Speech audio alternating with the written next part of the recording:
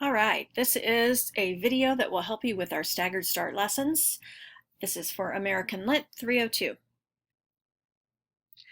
We are starting with autobiographies, and I know that you guys went through the introduction of autobiographies online, but just to recap, we need to remember that an autobiography is a story of a person's life as told by that person. So if I was going to write the story of my life, it would be an autobiography. One thing that you need to make sure you remember is that an autobiography is always using the pronouns I, me, and my. Okay, because I'm telling it my story and telling it from my perspective, I am going to use those pronouns.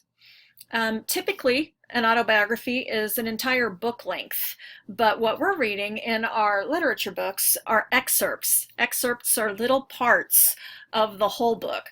So if you find any of these to be particularly interesting to you, make sure you go back. I'm sure you can find all of these books in the library and you'll enjoy the reads. So keep that in mind. Some keywords for this unit that you need to make sure you remember and write down in your notes are plot, climax, complicating incident, conflict, exposition, falling action, imagery, memoir, resolution, setting, and tone. Now all of those can be found in the student guide at the beginning defined for you. Okay, and I want to talk about a couple of these right now. Imagery is one that I want to talk about. Let's look at the definition. Language that creates a mental picture by appealing to the senses, that makes the reader see, hear, smell, taste, or feel things in their imagination. For example, the coal black night. Okay, so I picture an evening when there's no moon, there's no stars, it's black as pitch outside. Okay, the stinging cold. Imagine a really cold day and it's raining or sleeting outside and it's hitting your face. And then the rapping and tapping of rain on the roof. I'm sure we can all think back to a time when we've heard that, and so we automatically can imagine it. Okay, and some authors are better than others at using imagery, and the authors that we are reading about in the first unit together are fabulous at this. So I really want you to be on the lookout for sensory words or imagery as you read, things that make you picture what it is the author wants you to see. Okay. Another one that I want you to focus on is tone. Tone is the attitude of the writer toward the topic or the subject. And tone is very important. You can have a funny tone, a sarcastic tone, an informative tone. So I want you to think about tone as you read and figure out what is the author trying to tell you based on their tone. So the two stories that we're going to deal with today are Cub Pilot by Mark Twain and Barrio Boy, which we'll get to in just a moment. Okay, so hopefully you enjoyed Cub Pilot. It is a small piece, an excerpt of life on the Mississippi, and it shows us Mark Twain in a completely different situation. You know, most of what we know of Mark Twain is later in his life and how established he became and how fabulous he is as an author, and this really gives us insight into when he was a younger guy and he got a little cocky and decided that he knew all he needed to know and that he hated his boss, and his boss took advantage of him and his attitude and got the best of him in the end. So hopefully you have read Cub Pilot and you found the humor in it. And there are a few things in Cub Pilot that I want to make sure that we are looking for. First of all, Twain's piece contains idioms. And an idiom is an expression used by a group of people, and it doesn't have to be, it could be like down south they say this, or in the east they say this, or in the west they say this. So it's a regional or a background type expression, and it's not to be taken literally. Now I do want to pause for just a second and I want to talk about that word literally. We need to get that under control before we move on this year, and to that end I want you to watch this for just 1 minute because I'm sure that it will make you remember what the word literally means.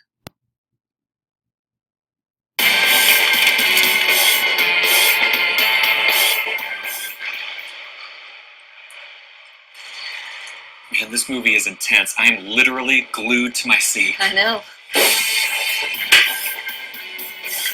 What? What are you doing? Teaching you to be more cautious with your language, sir. Whenever someone misuses the word literally, it is my job to literalize their reality and restore balance to the universe. Now, how does it feel to be literally glued to your seat? Weird. Is this in any way comparable to the feeling you get when the excitement of a film makes you strongly desire to keep watching? No. Excellent. Balance restored! Thanks, Captain Literally.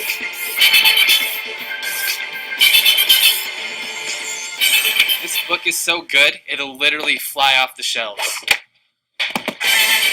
Balance restored!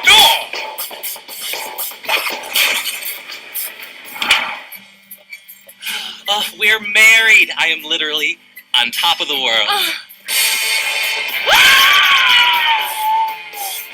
Where did you send him? I'm not sure, actually. I've never understood that phrase. Balance? Yeah, balance probably restored. Okay, I know it was goofy, but maybe it will help you remember that you need to make sure that when using the word literally, you don't make a mistake and balance doesn't need to be restored. So back to idioms. Let's check out some idioms that were in A Cub Pilot. I lit in the middle of the floor, shot there by the electric suddenness of the surprise. Okay, he didn't light anything on the floor. He didn't make a fire. Okay, lit means he landed. All right, this is just the vernacular or the way that people talk in certain regions or with certain backgrounds. Okay, I want you to take a minute and look at the rest of the idioms that I have listed here and try to think about what the author meant.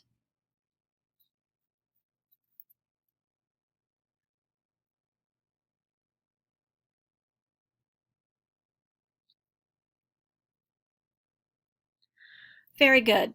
So as you are going through and you are reading A Cub Pilot, look for those idioms. Lots of times they are defined at the very bottom of your reading too. So if you're very confused, you can refer to that and you'll know what the author is meaning or intending. Okay, the next story that you are reading this week is Barrio Boy by Ernesto Galarza. And this was a charming book. I've read the whole book and it is fantastic. So if you get the opportunity and this piqued your interest at all, I would strongly suggest it. What you see on the right-hand side is a barrio in Venezuela. Okay, and a barrio is like a neighborhood. It's a poor neighborhood. And so the first thing that the author is asking you to do just by the title is to infer, which we're going to talk about in a minute, to infer what we know about the boy just based on the title. If you know the definition of barrio, then you can infer that he's probably a poor child who is moving somewhere else or who lives in a barrio. This story is fantastic because I love the explanations that the author uses as he sees his upbringing again, and we get to see it through his eyes.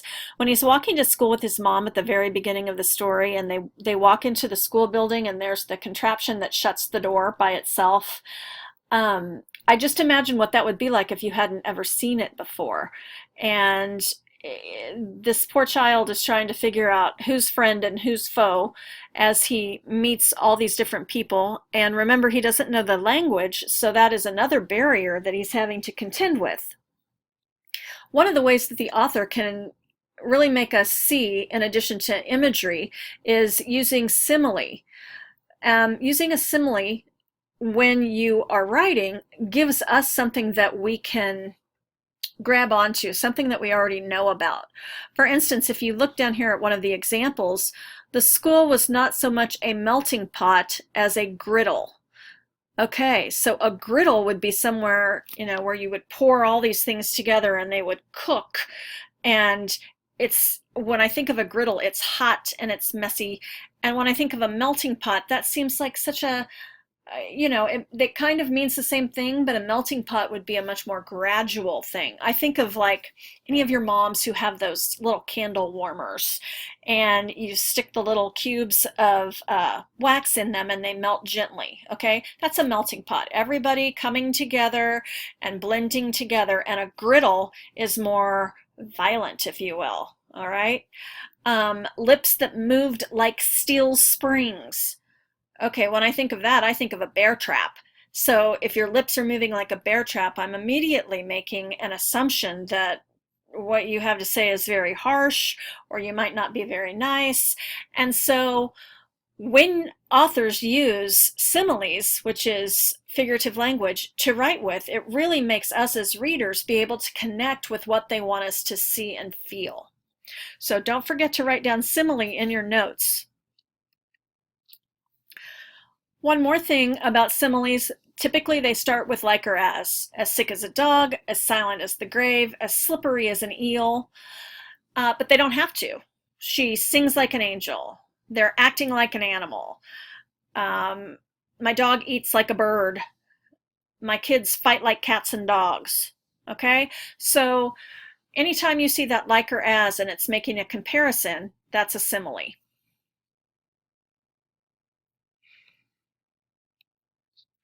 Some more information for your notes. Both of the pieces that you read, both Cub Pilot and Barrio Boy, are asking you to make inferences or infer. So take a moment and read this definition with me as I read it aloud. Making inferences involves using personal experience, background knowledge, schema, along with the information in the text to make assumptions about what is not written. Inferential thinking is often referred to as reading between and beyond the lines. Inferring is required when part of the knowledge to understand a passage is found in the text, but some is not. Okay, so let's take just a second and view a little video on inferences. This video is all about making inferences. By the end of this video, you will be able to define the word inference, define textual evidence, read closely in a text to make inferences, and analyze an author's words to determine multiple pieces of textual evidence that support your inferences.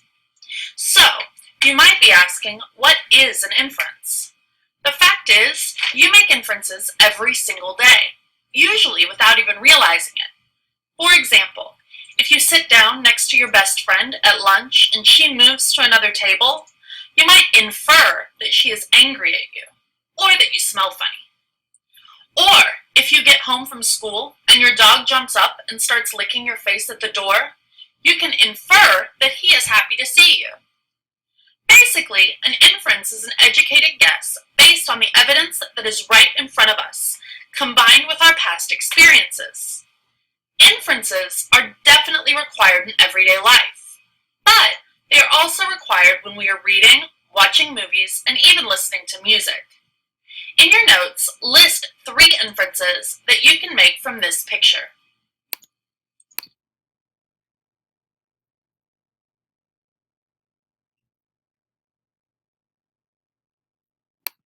Good job! Good readers are constantly making inferences as they read literature or informational texts. This is because writers don't always tell us everything explicitly. They want us to think a little bit about what we are reading.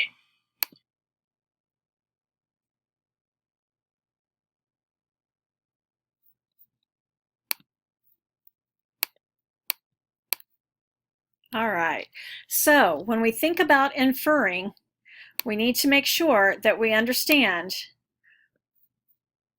that the information that we are guessing about or inferring is not explicitly stated. In other words, it's not part of the story, but we're making assumptions based on what we've read and our being there experiences as individuals. So let's look at a couple of examples. Okay, what can you infer about conflict between Twain and Brown from this Cub Pilot quote? The moment I was in the presence, even in the darkest night, I could feel those yellow eyes upon me and knew their owner was watching for a pretext to spit out some venom on me. Okay, so when we read that, what can we infer? Well, think about Twain and think about his boss and think about how he felt about him.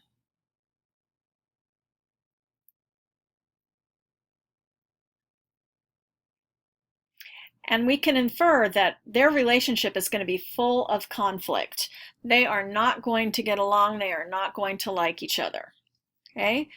And look at the next line from Barrio Boy. Miss Ryan took me to a seat at the front of the room, into which I shrank, the better to survey her. Okay, he doesn't say that he doesn't trust her. He doesn't say that he's going to judge the entire situation. But we know that's what he means just by the way that it's written.